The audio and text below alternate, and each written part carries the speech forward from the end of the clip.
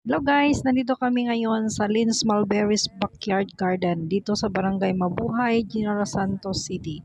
Dito guys, pwede kayong mag-harvest ng mga bunga ng mulberry. May bayad siya dito na 50 peso per cup.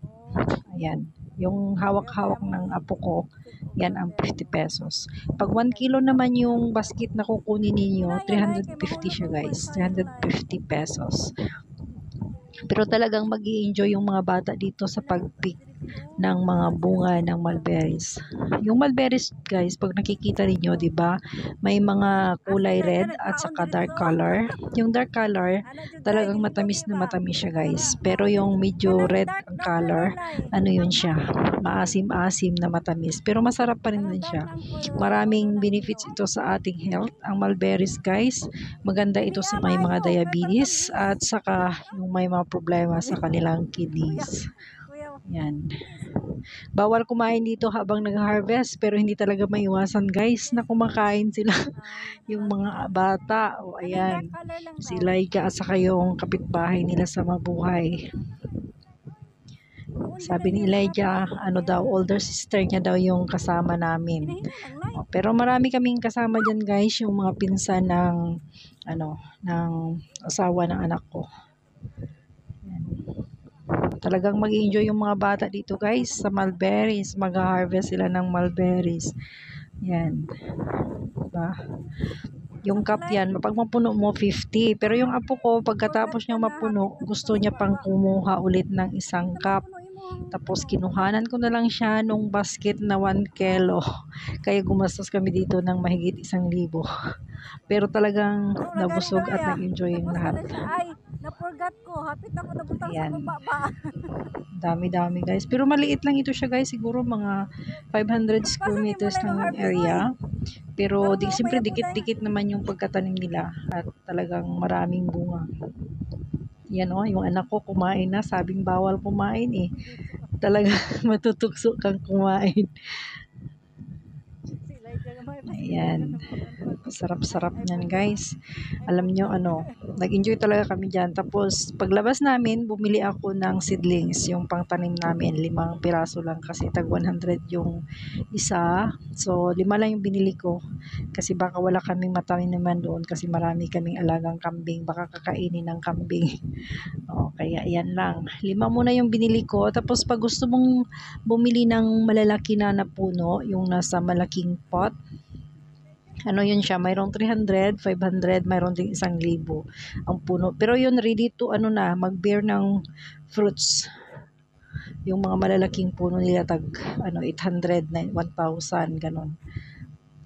Okay. Pero pag gusto mo yung maliit lang, tag 100 yung nasa cup lang siya.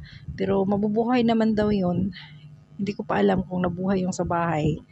Basta bumili ako ng 5. Tapos lang daw siya guys, 5 months to 8 months mamumunga na siya. Yan. Kasi pag malaki na yung puno, i-prune mo lang siya, putulin mo. Tapos pag na siya, ano ba tawag yan? Mag-grow na yung mga niya. After 1 month, mamumulaklak na. Ayan.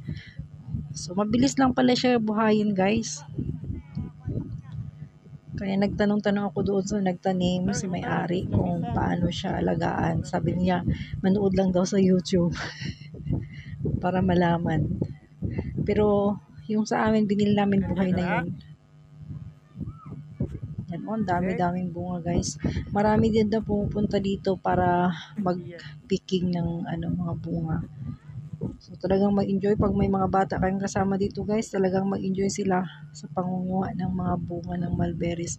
Kasi maliliit lang, mababa lang, maabot ng bata. Yung apo ko is 4 years old yan siya guys. Tapos yung kasama 7 years old. At yung mga dalaga namin kasama hindi nakikita dyan. Nandun sila sa kabila. Ayan, patuloy pa rin sila sa pag-harvest. Nag-enjoy yung mga bata. Siguro mga kami dyan, mga 3 oras. Sabi namin 1 oras lang kami, pero umabot kami ng 3 oras. Kasi after nilang mapuno yung cup nila, kumuha pa kami ng tagi 1 kilo sa kanilang dalawa. Kaya ayun, dami-dami naming bit-bit pag-uwi.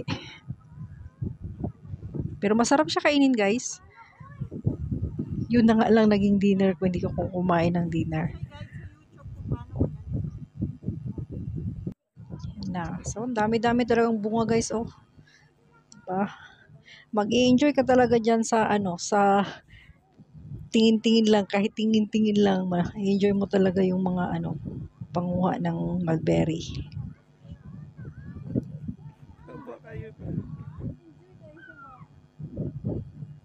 Sabi ng may-ari, bawal daw kumain. Pero hindi mo talaga maiwasan guys. Sabi nga ng apo ko, ano daw, ay sorry, I forgot na ilagay ko sa aking bunganga. Kasi natutukso ka talaga guys sa ano, sa mga bunga niya. Daghan ang win. Ay hap dyan mo ang win kay daghan kay ang win. Yan, sige, ipatuloy kami dyan. Hanggang 3 oras kami dyan inanguha. Hanggang na tagak oy, ang sa ay oy.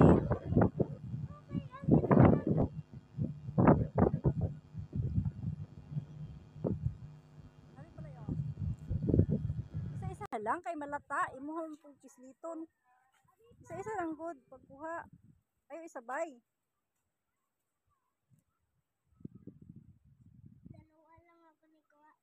Dalawa, inan isa, dalawang yun. Oh.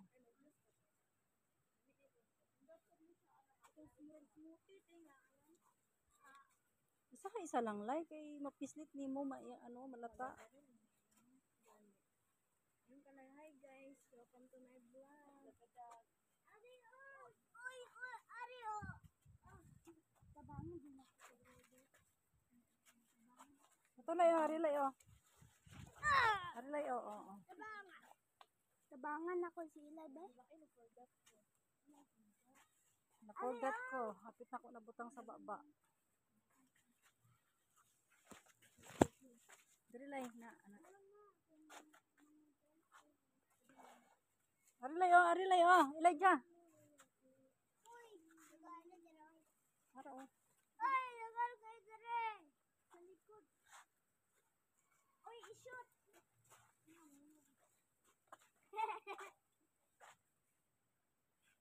Sino ko pwede sa imo unog wine? Sige. Ha? Mabitaw na ang wine. Sandro. Natilawan ako ang katumor medyo ko ano siya. Medyo na bulo. Dami man siya. Dami man siya oy.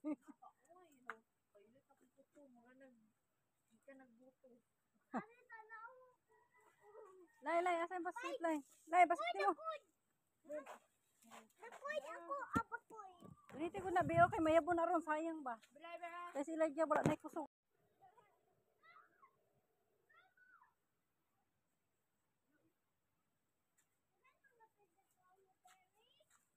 Lagmay man diha lay kaning dagko oh.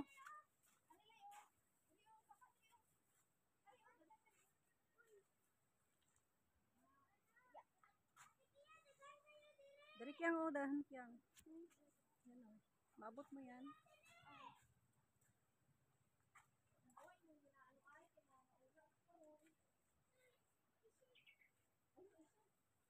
Ay, isikya.